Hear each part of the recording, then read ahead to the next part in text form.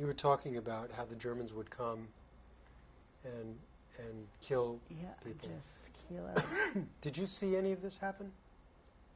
You know something, I was lucky I didn't.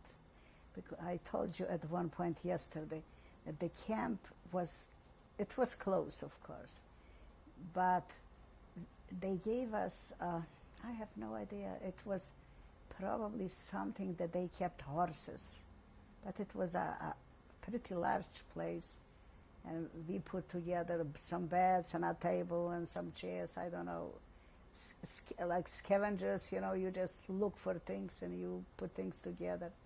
And we made a home out of it, and we had even a kitchen there that we cooked a little bit. This is, you're talking about you left the home where you were with your family. No, that was in camp when the Germans came, when my sister, I think, was already dead. My sister wasn't there with us. So let's go back. Maybe she was still, well, it was at that time that she was killed. She was killed when you were together as a family in your parents' home? No, we were already out. We were not home. We were already hiding, and we were already on Kojagura. I told you that name, Kojagura. That was the camp. This when she was killed. So then let's back up. What's the first, when you first left your home, when did that happen and how did that happen? Well, that happened because we had killings and killings and killings. Really, they were trying to make that was Luster, Judenfrei. You know, get rid of the Jews. We don't need Jews here. So our homes and our things were given to other people, not to Jewish people, of course. And all we could carry, what we could get our personal belongings, and we went to Kojagura to the camp. You went straight from your home to Kojagura? Right there. And we were still all four of us together. My sister was still alive there. Now, how is it that you came to go there? Did they tell you to go there? Well, we had a choice. They had almost every little village around that. That was kind of larger. It was a city, not a large city, but it was a city, Tluste. And around that, they had a lot of camps. So we decided that that's closer. It was closer for us to get there. And I think my father went there and he looked it through. And he said he knows a lot of people, neighboring villages that he knows, that promised to help us out. So he said, then that would be a good place to go. That's, for us, that's probably the best place to go, is right there. So we decided and we went. And how far away was it? It wasn't far. It was probably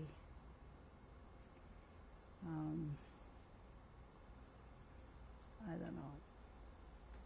Really, probably I have an hour drive, but of course I have an hour drive is to get there with horse and buggy would be probably almost a whole day. How did you get there?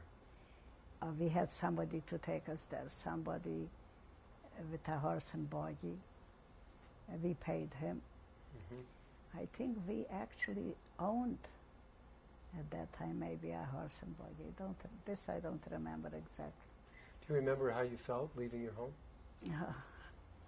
I felt terrible. We knew that we are going to be killed eventually. No one believed that any one of us will survive. It was just an escape, a temporary escape. And everybody worked in the fields. And I became a personal maid to that director's wife. I used to come in and help her out and do some sewing for her. This is at the camp? That was at the camp. And the name of the camp again was Kojagura? Kojagura. Can you spell that, please? Do you remember? Kozia,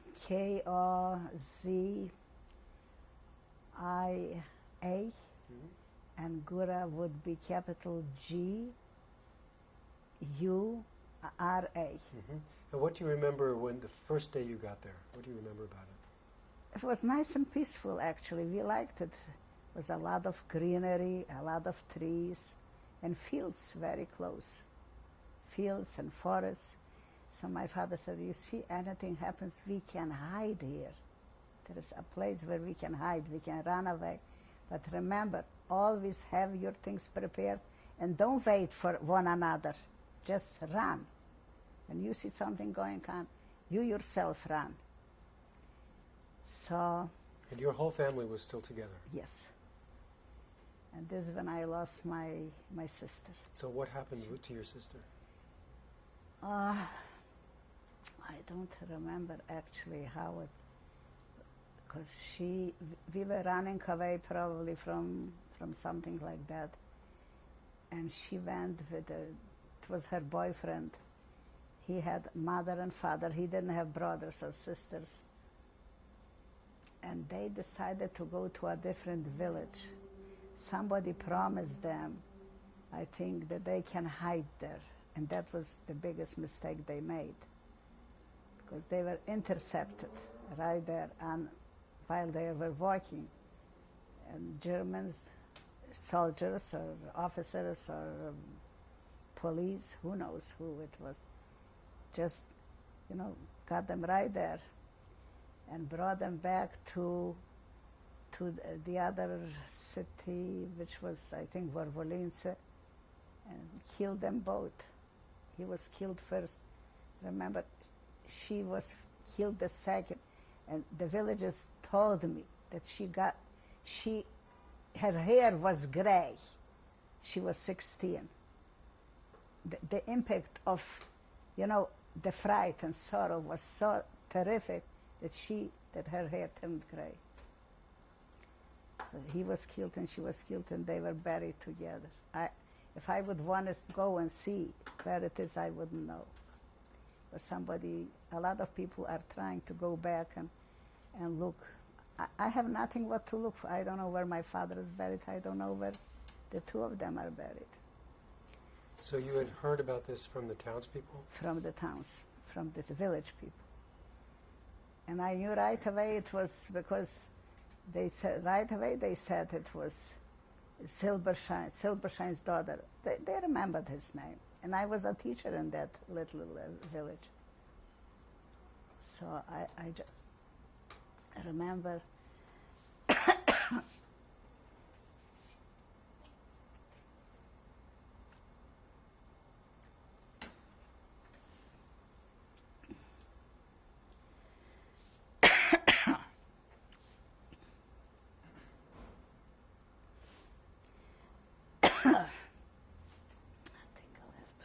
candy.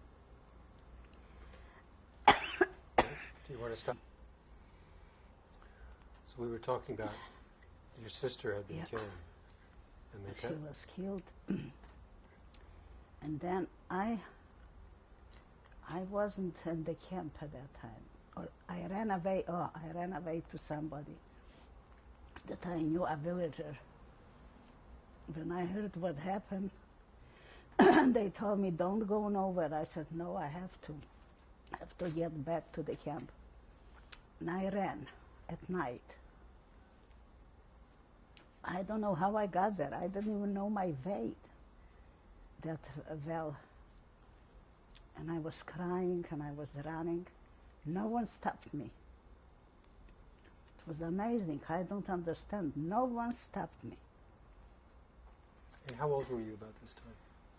Probably 18. Now, let's stop for a minute before this. Talk a little bit about the camp. What kind of conditions were at the camp? What did they give you to eat? How did you sleep? Bad conditions, very bad conditions. Our main food were potatoes. Well, we were getting some beans. I don't think so we ever even saw meat. Or some dairy food sometimes. It was really more like a prison. Sometimes we got some there because they had a lot of cows and things, and chickens there, everything. But later on, when we were hiding in the woods, we were eating better because the villagers would bring us things. When we were hiding with that woman, we ate very well because we were getting everything from people. So at the camp, where did you sleep at the camp? Well, we had some kind of constructed beds with not even mattresses, but like a sack filled with straw, and that was put down. And I don't know, maybe we did have some sheets that we brought from home, and maybe a few blankets. We didn't have much of anything. Well, summer it wasn't too bad, but winter. And that was still a good place where we were. It was about 12 families lived in that place, not in the real camp. But the real camp had already 3, they called it actions, akcja they called it in Polish. 3 of them.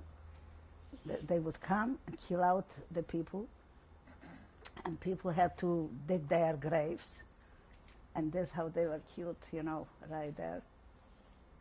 And did you ever see this happen? No. I have a cousin in Tel Aviv. Her mother and her brother were taken. In fact, she pulled out her brother, and she said, "Come with me," but he wanted to go to his mother. So she said, she walked till the end. The thing was already, they dug probably a pretty big, grave there, a hole or whatever. It was a hole, that's all what it was. And when they were already close, it was specially constructed. Something. My head is even, I can't absorb it, but she saw it. Because she ran away and they did not stop her. And she, she's still alive. Her father died right after the war. And she said they were killing, people would come close to the end of that dig, they would be killed, and they would fall in by themselves. In fact, there was stories that the small kids were not even killed, they were just thrown inside. So at the camp, how did you find out that these things were happening? Oh, we knew right away. They told us. They just told us plain and simple, especially somebody that was working in the kitchen. He was the cook. He was Jewish. And his family was taken and killed right there. And he said he looked through. He was very close and he saw everything. But they didn't see him. Then he just went back and resumed his work just like nothing ever happened. So I know it. I know what happened because there was scarce people, less and less. They brought some people from another camp to fill the vacancies. And this when my father says, something, it can't go on like this. We can't just sit and wait till they'll come and they'll kill us. So this is when we went to the woman in hiding. Before we get there, yeah. You had said something earlier. You said something about how you were with about a dozen other families in a place that wasn't. Yeah, that's right. That's what saved us, actually. Talk about that place. It was... when did you go there? Was this before Kozhegura? No, it was on Kozhegura. It was in there. It was right there where they just gave us a different, I don't know why they gave. These were, I know, right now I remember. My father was a professional, something that director chose him right away that he was supposed to take care of certain things. There was I think a shoemaker, there was a tailor, people, and somebody that cooked. There was a cook. My mother was helping out the cook, but they cooked for these people, whatever they cooked, but it had to be cooked. So we represented like the better part of the other people. We were the lucky people, in other words. And so it was a separate part of the camp. Separate. It was close, very close, but it was a different building. But one night, I remember one night exactly, I couldn't sleep for some strange reasons. And then I heard, I thought that I heard motorcycles and cars and horses, a lot of noise. So I woke up my father and my mother.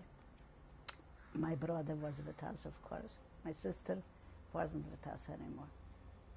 And I said, I hear some noises. And my father said, they are coming. And they were coming from another, they used to come from below, down there, so they got into the camp. This time they were coming through here. They knew where we were. They decided they're going to kill us. So everybody was prepared. You just took your bundle and you were running. And we went into, oh God, I remember that was, well, but I was saved. The little boys that are shepherds, they have goats and lambs. I was running, I had probably a coat and I had a sweater and I had something else. They took everything from me. But then I started pleading with them. I said, look, don't take the coat from me. It's very cold at night. It's very cold at night. And I won't have the coat. So they looked at me, well, one of them, a smart one, says, what do you need the coat? They'll kill you anyway. But the other came over, he said, look, let's leave her the coat. And in the coat I had some cookies or crackers. So I went, I don't know where I was going. Was trying to get to another village, but I lost my way. And I remember there was a river, so I got down very, very close to the water, and there were berries there. So I picked the berries, and I was there for a whole night. I had no idea where I'm gonna go or what I'm gonna do. I was afraid that my parents are dead already, but they weren't.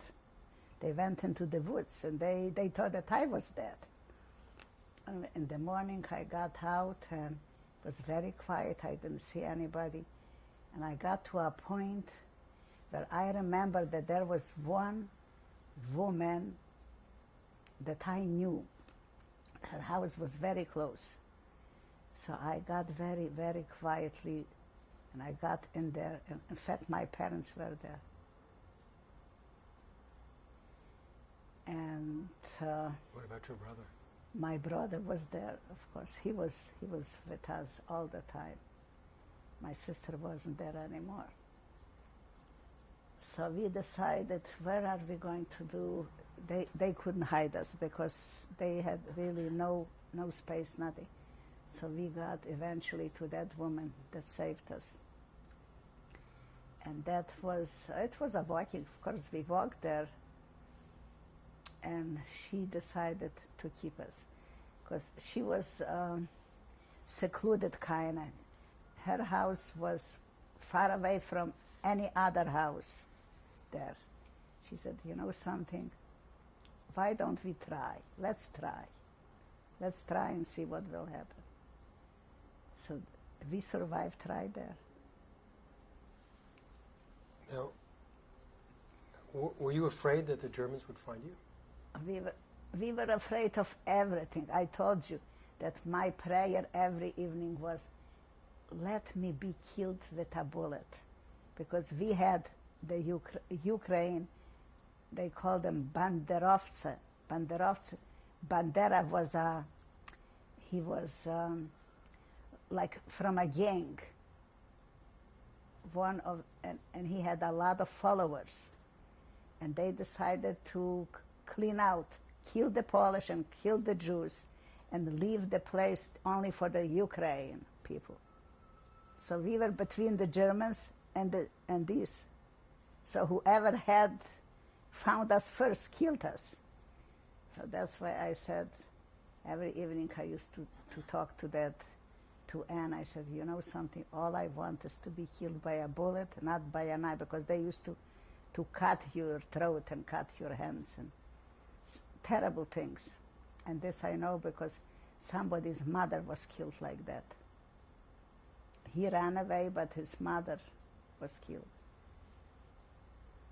So she used to send me to her brother. She had a sister, she had a brother, that woman. This is the woman who took care of you. That took care of me. She decided that no matter what will happen, she's going to keep me. She treated me like her own daughter. Was she Jewish? No, she was Ukraine. She was not even Polish. And she was afraid too, because they were killing, Ukraine, she was not afraid, but she was not Polish. But she had a sister, and her sister's husband was one of them. And one day, I was hiding and knitting sweaters and shawls, and he walked in, and I was dressed like a village, I had a long braid with a special skirt and a special, they had these special, blouses. But when he looked at me, I got so white, dead white, because I got so scared. And he said, look, I know who you are, and don't be afraid. I'm going to save you. And he did. He was on the watch every night. That was her sister's husband. And he used to tell her to be careful, that and that night something is going to happen, because he knew. And after the war, the Russians caught him, because they either took them someplace to Siberia in Russia, or else they would just put them in jail. So she came running. I was already in the city, we had already the Russians. And she said, please, he is in jail. And he said, please, for you to come and tell the whoever was in charge. So I came, I told him, he is a good man, he saved our lives. He saved my life especially. And they let him out. So I kind of repaid him for what he was doing. You survived, something. The way people survived was either by a miracle, or it was just, it was meant to be like that. When my father died, he said, I have no idea who's going to live. We just have a few people left in our family. But I know that you're going to live. Somehow he knew. I don't know how. Could you describe the house where you hid, and the woman and what she was like? Oh, the house, she had one room. Then on the other side, she had a goat. She didn't have a cow. She had a goat, but the goat was pretty, a goat that gave a lot of milk, because we survived a lot on that milk. And she had a few chickens there. And she had an attic with I remember that ladder. In fact, one time I fell down from all the way up till down. Till today, I have trouble with this shoulder. I just fell, went like this. That's all she had. She didn't have much. So where did you stay? I stayed mostly inside the house. I told you they had these ovens where they baked the bread, but it was, I can't even describe it to you. It was high, so when I was in there and when I was laying down, no one could see me. This is where I was knitting because it was light and it was warm. And they were mostly either in the attic and upstairs or right there where the goat was. So it was, I don't know how they did not find us. It Now, was a miracle. Where did your parents and your brother sleep? Right there, Same place. yeah, all of us. In fact, my mother's brother survived there too. Was he there when you first got there after that night of being alone and you showed up there and your parents and your brother were there? Was what you said? Yeah, no, that was not in that house. That was a different person that we met. No, we couldn't stay there because she was really in the midst of a lot of neighbors. So whatever she was doing, everybody knew about it. No, this one was, like I told you, totally a separate house, separate from everything. I don't know why they built that house there, but that was the good thing for us. So this is how we survived. Remember still writing letters. We used to send her packages from here. We wanted to bring her with us. How long? She didn't want to come. How long were you there? Probably 8 months. And this when the war ended right there. My father died 4 weeks. My father died in February, and we were liberated in March, 4 weeks later. What happened to your father? He was very sick. He had typhus. And I was right there with him. I didn't get sick. This was another miracle. And she didn't get sick, the woman. You know what a disaster that would be if she would get sick. Did she try to arrange for a doctor to come? There was no doctors. There were no doctors there.